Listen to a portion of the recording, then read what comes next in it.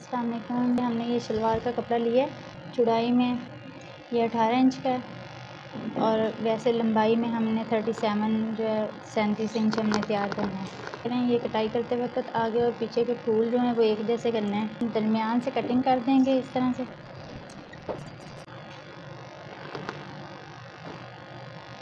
हमने side change कर ली है इसकी। अब एक जैसे फूल हो गए हैं इनके।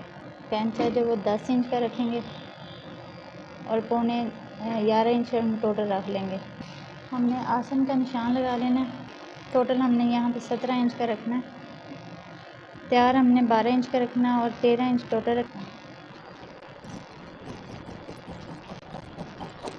यहाँ 3 इंच का निशान लगाएंगे।